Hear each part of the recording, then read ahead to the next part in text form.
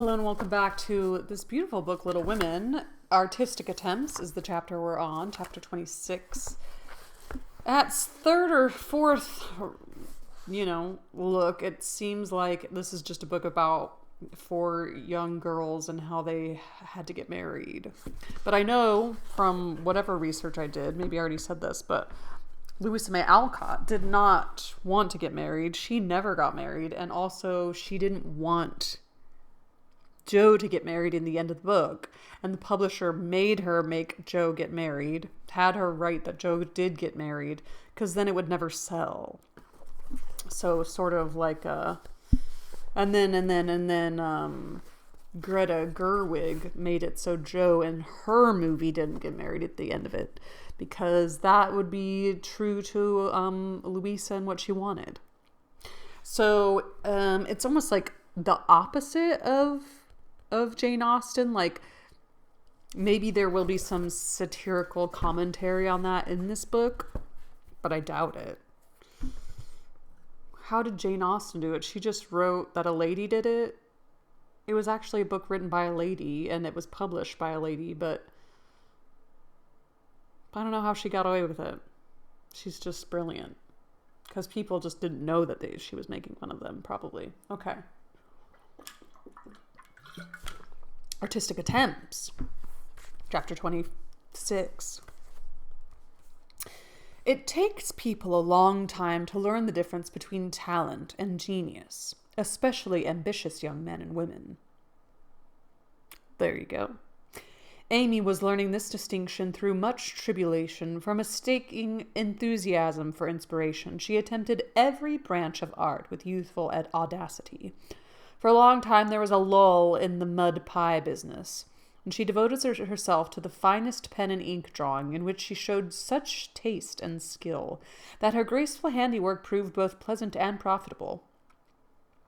But overstrained eyes soon caused pen and ink to be laid aside for a bold attempt at poker sketching. While this attack lasted, the family lived in constant fear of conflagration, for the odor of burning wood pervaded the house at all hours. What is poker sketching like? Is that like wood burning? I mean, I guess it just said that, but poker sketching. Like taking a hot poker? Free-handed art of decorating wood or other materials with burned markings resulting from the control application of a heated poker. Wow. Huh.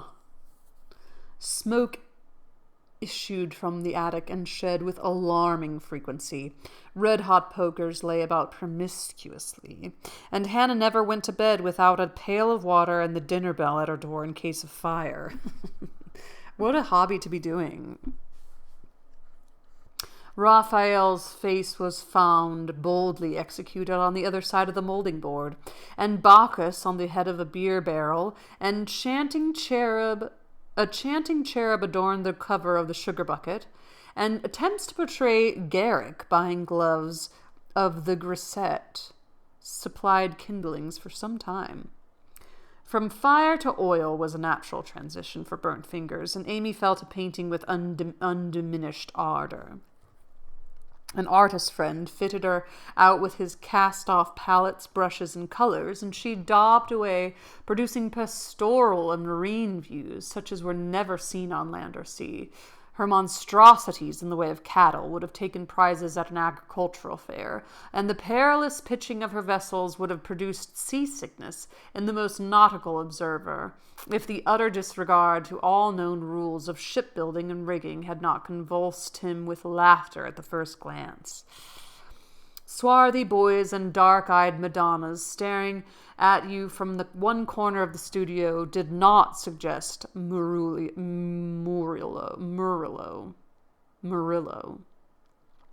Oily brown shadows of faces with a lurid streak in the wrong place meant Rembrandt. Buxom ladies and dropsical infants, Rubens, and Turner appeared in tempests of blue thunder, orange lightning, brown rain, and purple clouds, with a tomato-colored splash in the middle, which might be the sun or a buoy, a sailor's shirt or a king's robe, as the spectator pleased. Charcoal portraits came next, and the entire family hung in a row, looking as wild and crocky as if just evoked from a coal bin. Softened into crayon sketches, they did better, for the likenesses were good, and Amy's hair, Joe's nose, Meg's mouth, and Laurie's eyes were pronounced wonderfully fine. A return to clay and plaster followed, and ghostly casts of her acquaintances haunted corners of the house, or tumbled off closet shelves onto people's heads. Children were enticed in as models, till their incoherent accounts of her mysterious doings caused Miss Amy to be regarded in the light of a younger ogress. Her efforts in this line, however, were brought to an abrupt close by an untoward accident which quenched her ardor. Other models failing her for a time, she undertook to cast her own pretty foot, and the family were one day alarmed by an unearthly bumping and screaming, and running to the rescue found the young enthusiast hopping wildly about the shed with her foot held fast in a pan full of plaster, which had hardened with an unexpected rapidity. With much difficulty and some danger, she was dug out, for Joe was so overcome with laughter while she excavated that her knife went too far and cut the poor foot, and left a lasting memorial of one artistic attempt, at least. After this, Amy subsided till a mania for sketching from nature set her to haunting river, field, and wood for picturesque studies, and sighing for ruins to copy. She caught endless cold sitting on damp grass to book a delicious bit composed of a stone, a stump, one mushroom, and a broken mullein stalk, or a heavenly mass of clouds that looked like a choice display of feather beds when done.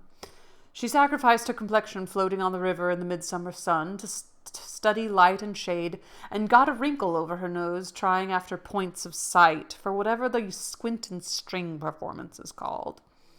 If genius is eternal patience, as Michelangelo affirms, Amy had some claim to the divine attribute, for she persevered in spite of all obstacles, failures, and discouragements, firmly believing that in time she should do something worthy to be called high art. She was learning, doing, and enjoying other things meanwhile, for she had resolved to be an attractive and accomplished woman, even if she never became a great artist. Here she succeeded better, for she was one of those happily created beings who pleased without effort, making friends everywhere, and taking life so gracefully and easily that less fortunate souls are tempted to believe that such are born under a lucky star. Everybody liked her, for among her good gifts was tact. She had an instinctive sense of what was pleasing and proper, always said the right thing to the right person, did just what suited the time and place, and was so self-possessed that her sisters used to say, if Amy went to court without any rehearsal beforehand, she'd know exactly what to do. One of her weaknesses was a desire to move in our best society without being quite sure what the best really was. Money, possession, fashionable accomplishments, and elegant manners were most desirable things in her eyes, and she liked to associate with those who possessed them, often mistaking the false for the true, and admiring what was not admirable. Never forgetting that by birth she was a gentlewoman, she cultivated her aristocratic tastes and feelings so that when the opportunity came, she might be ready to take the place from which poverty now excluded her. My lady, as her friends called her, sincerely desired to be a genuine lady, and was so at heart, but had yet to learn that money cannot buy refinement of nature, that rank does not always confer nobility, and that true breeding makes itself felt in spite of external drawbacks. "I want to ask you a favor of you, Mamma," Amy said, coming in with an important air one day. "Well, little girl, what is it?" replied her mother, in whose eyes the stately young lady still remained the baby. "Our drawing class breaks up next week, and before the girls separate for the summer, I want to ask them out here for a day. They are wild to see the river, sketch the broken bridge, and copy some of the things they admire in my book. They have been very kind to me in many ways, and I'm grateful, for they are all rich, and I know I am poor, yet they never made any difference. Why should they?" And Mrs. March put the question with what the girls called her Maria Theresa air. Maria Theresa? Who's that?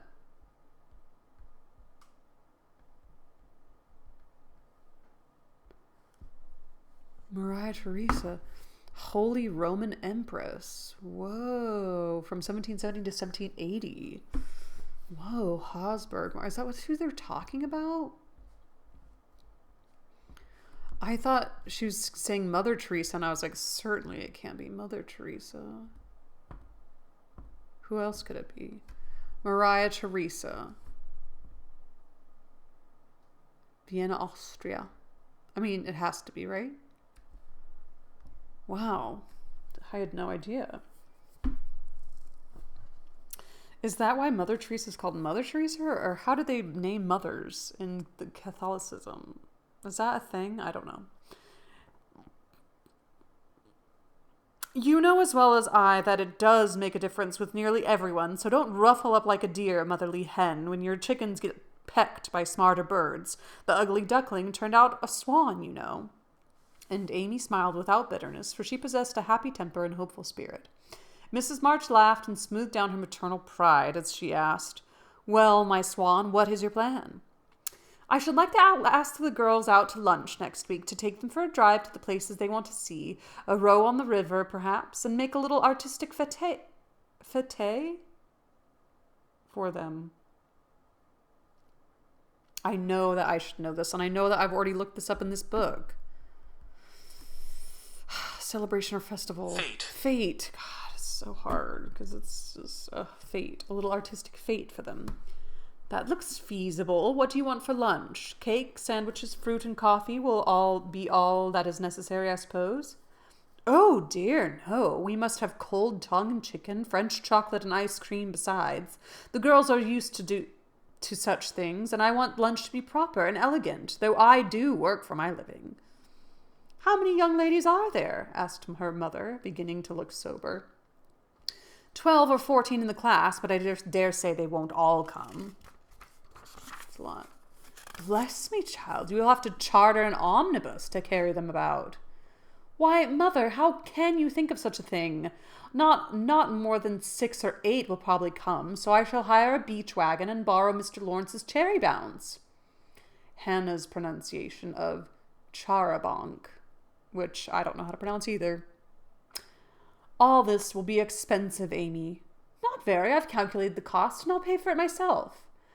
Don't you think, dear, that these girls are used to such things, and the best we can do will be nothing new, that some simpler plan would be pleasanter to them, and as a change, if nothing more, and much better for us than buying or borrowing what we don't need, and attempting a style not in keeping with our circumstances? If I can't have it as I like, I don't care to have it at all. I know that I can carry it out perfectly well if you and the girls will help a little, and I don't see why I can't if I'm willing to pay for it, said Amy with the decision which opposition was apt to change into obstinacy. Mrs. March knew that experience was an excellent teacher, and when it was possible, she left her children to learn alone the lessons which she would gladly have made easier, if they had not objected to taking advice as much as they did salts and senna. Salts and senna. That sounds like a super hip bar. Salts and senna, but I don't know what senna is. Natural consequences. I like that. That's what I like. Oh, senna can refer to the plant used as a laxative. Oh, boy. Ew. Well, salts and senna. Not a good name for a bar. Turns out. Salts and senna. It'll make you absolutely poop your pants. Salts and senna, salts and senna, salts and senna. Very, very, very, very, very well, Amy. If your heart is set upon it, and you see your way through without too many great an outlay of money, time, and temper, I'll say no more. Talk it over with girls, and whichever way you decide, I'll do my best to help you. Thanks, Mother. You're always so kind. And away went Amy to lay her plan before her sisters. What do we think is going to happen? Do you think it's going to be a blunder, or do we think It's actually going to go off fine, and she's going to have an I see, I told you moment to Marmee. What do we think? Meg agreed at once and promised her aid, gladly offering anything she possessed, from her little house itself to her very best salt spoons. But Joe frowned upon the whole project and would have nothing to do with it at first. Why in the world should you spend your money, worry your family, and turn the house upside down for a parcel of girls who don't care a sixpence for you? I thought you had too much pride and sense to truckle to any mortal woman just because she wears French boots and rides in a coupe, said Joe, who, being called from the tragic climax of her novel, was not in the best of mood for social enterprises.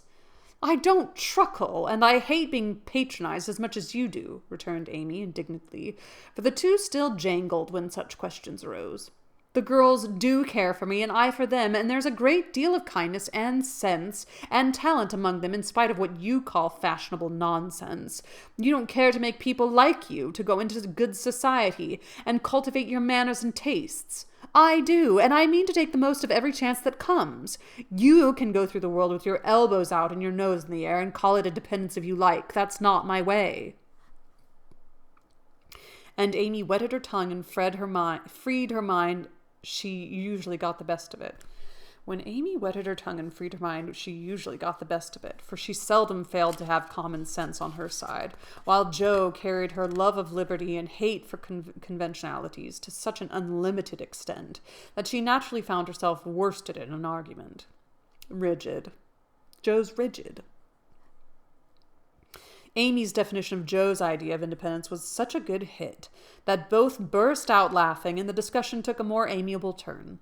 Much against her will, Joe at length consented to sacrifice a day to Mrs. Grundy and help her sister through what she regarded as a nonsensical business.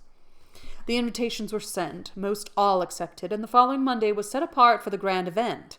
Hannah was out of humor because her week's work was deranged, and prophesied that if the washing and ironing warn't done regular, nothing would go well anywheres. Oh, if. If the washing and ironing weren't done regular, nothing would go as well anywheres. This hitch in the mainspring of the domestic machinery had a bad effect upon the whole concerned. But Amy's motto was nil desperandum. And having made up her mind what to do, she proceeded to do it in spite of all obstacles.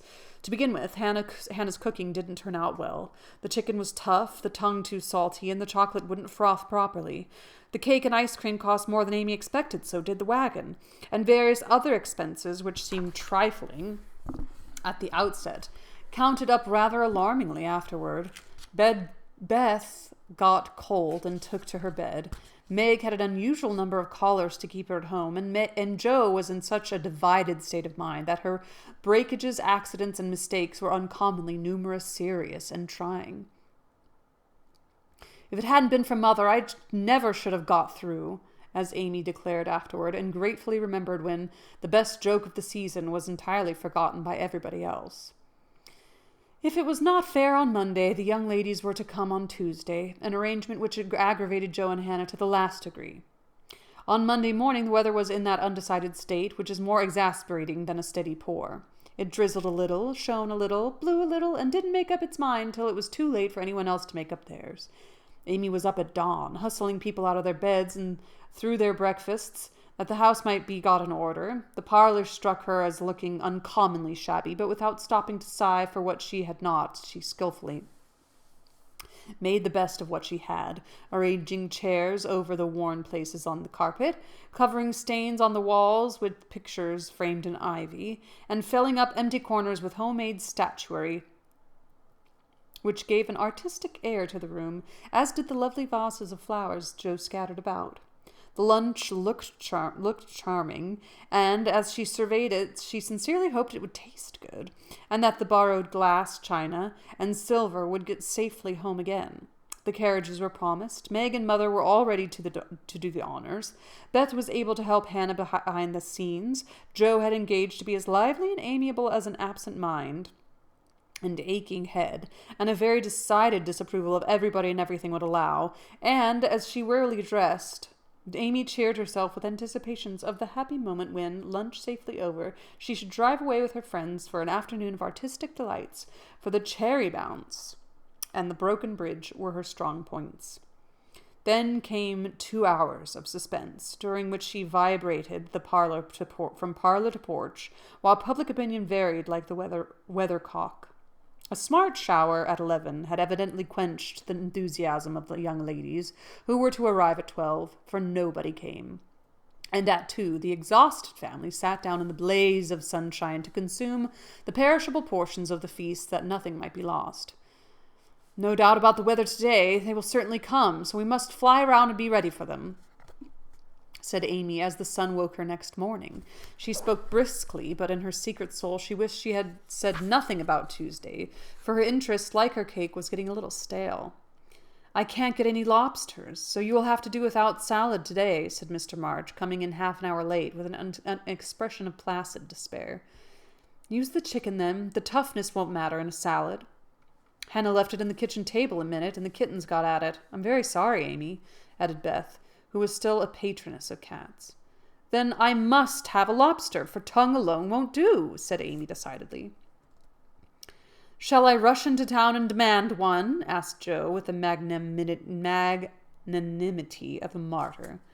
"You'd come bringing it home under your arm without any paper, just to try me. I'll go myself," answered Amy, whose temper was beginning to fail. Shrouded in a thick veil and armed with a genteel traveling basket, she departed, feeling that a cool drive would soothe her ruffled spirit and fit her for the labors of the day. After some delay, the object of her desire was procured, likewise a bottle of dressing, to prevent further loss of time at home, and off she drove again, well pleased with her own forethought. As the omnibus contained only one other passenger, a sleepy old lady, Amy pocketed her veil and beguiled the tedium of the way by trying to find out where all her money had gone to. So busy was she with her card full of refractory figures that she did not observe a newcomer who entered without stopping to the vehicle till a masculine voice said, "Good morning, Miss March." And looking up, she beheld one of Laurie's most elegant college friends.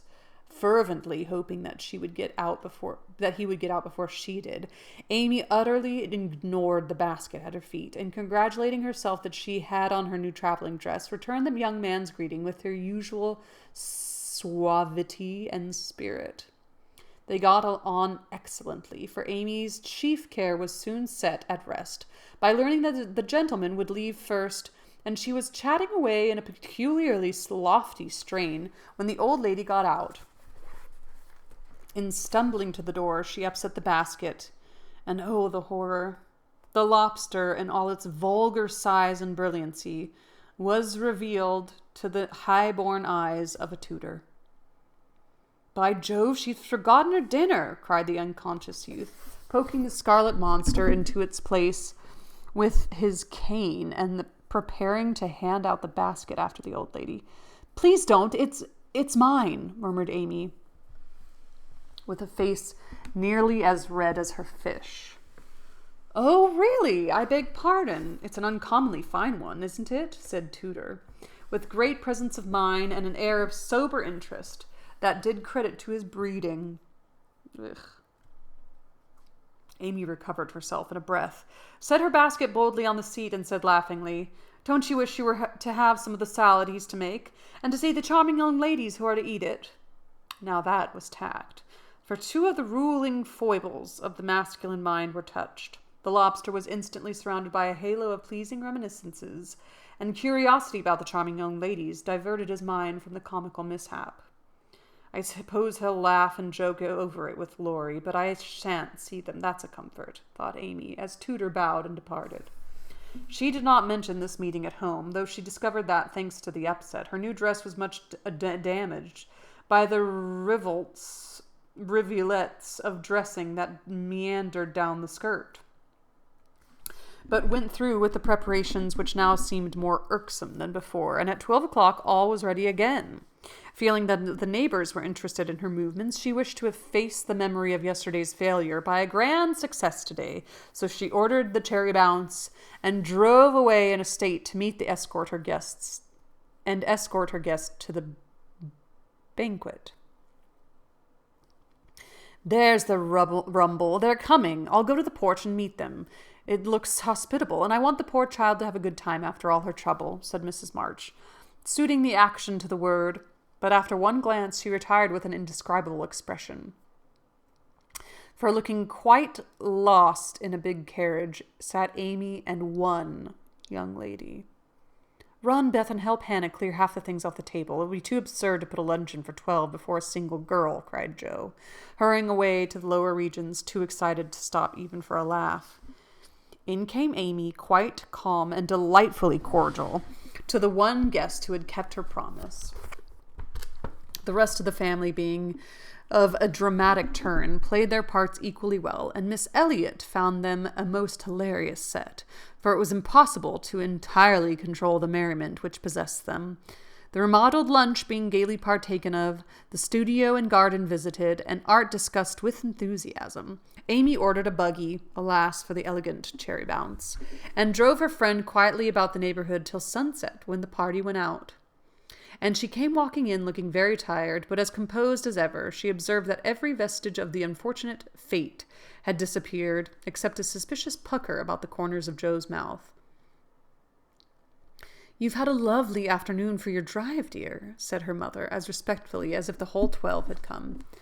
"Miss Elliot is a very sweet girl and seemed to enjoy herself, I thought," observed Beth with unusual warmth. "Could you spare me some of your cake? I really need some. I have so much company that I can't make such delicious stuff as yours," asked Meg soberly. "Take it all. I'm the only one here who likes sweet things, and it would mold before I can dispose of it," answered Amy, thinking with a sigh of the generous store she had laid in for such an end as this. "It's a pity Laurie isn't here to help us," began Joe, as they sat down to ice cream and salad for the 4th time in 2 days. A warning look from her mother checked her any further remarks, and the whole family ate in heroic silence, till Mr. March mildly observed, "Salad was one of the favorite dishes of the ancients and Evelyn."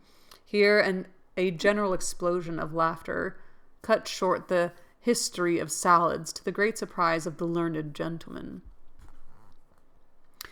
"Bundle everything into baskets and send it to the Hummels. Germans like messes. I'm sick of the sight of this, and there's no reason you should all die of a surfeit because I've been a fool," cried Amy, wiping her eyes. "I thought I should have died when I saw you 2 girls rattling about in the what-you-call-it, like 2 little kernels in a very big nutshell, and Mother waiting in a state to receive the throng," sighed Joe, quite spent with laughter. "I'm very sorry you were disappointed, dear, but we all did our best to satisfy you," said Mrs. March in a tone full of motherly regret. "I am satisfied. I've done what I undertook, and it's not my fault that it failed. I comfort myself with that," said Amy, with a little quiver in her voice. "I thank you all very much for helping me, and I thank you still more if you won't allude to it for a month at least." No one did for several months, but the word fate always produced a general smile, and Laurie's birthday gift to Amy was a tiny coral lobster in the shape of a charm for her watch guard. He knew about the lobster. Wow, that is such an experience, huh? When you plan something and then nobody shows, and it's especially if you have kids and it's everybody in the school got sick, but you planned this whole gigantic, huge party. My birthday's at the end of June, so it was always near the end of the year, and I'm sure I had big parties, but I'm sure parties were not had because people were going out of town, or having a birthday in July, everybody's in Europe or whatever people do who have money on summer vacations. Join me next time for chapter 27 called Literary Lessons. Thank goodness, I need one bad. Happy reading to you all, and